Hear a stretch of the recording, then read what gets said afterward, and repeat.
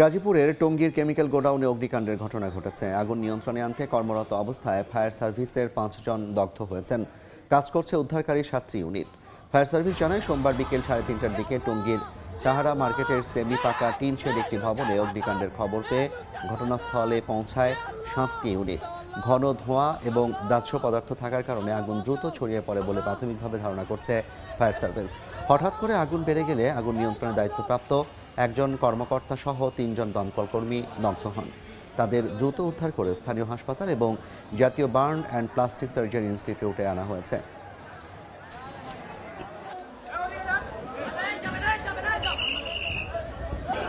এই মুহূর্তে রাজধানীর বার্ন ইনস্টিটিউটে আছেন স্বপন আহমেদ, সরাসরি যাচ্ছি তার কাছে। স্বপন,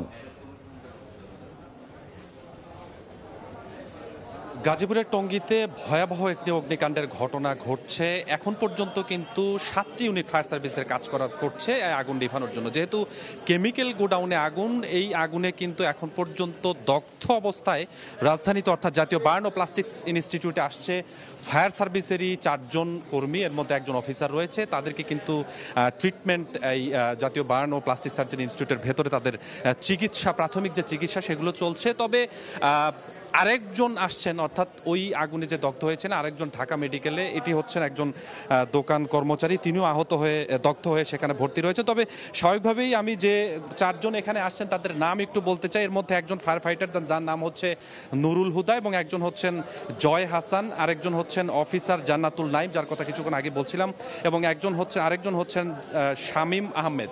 এবং এই 4 জন এখন পর্যন্ত এখানে আসলেও আরও কয়েকজন ফায়ার ফাইটার যারা এই আগুনে দগ্ধ হয়েছেন তাদেরকেও কিন্তু এই জাতীয় বার্ন ও প্লাস্টিক সার্জারি ইনস্টিটিউটে নিয়ে আসা হচ্ছে। এবং বেশিরভাগের অবস্থাই কিন্তু আশঙ্কাজনক বলে চিকিৎসকদের পক্ষ থেকে আমাদের জানানো হয়েছে। যেহেতু কেমিক্যালের আগুন, এই আগুন নিভাতে গিয়ে এই ফায়ার ফাইটার যারা আহত হয়েছে তারা কিন্তু একদম ভেতরে ঢুকে গিয়েছিল। অতএব এই আগুনের যে ভয়াবহতা সেটি এখনও রয়েছে।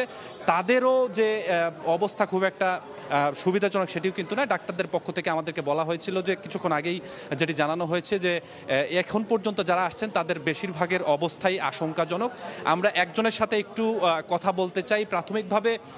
এখন একটু যদি কথা বলতে চাই, এখন পর্যন্ত কতজন এখানে আসছেন এবং রাস্তায় কতজন আছেন এবং যারা ট্রিটমেন্ট নিচ্ছেন তাদের আসলে কি অবস্থা, ডাক্তারদের পক্ষ থেকে আপনারা কি জানতে পারবেন?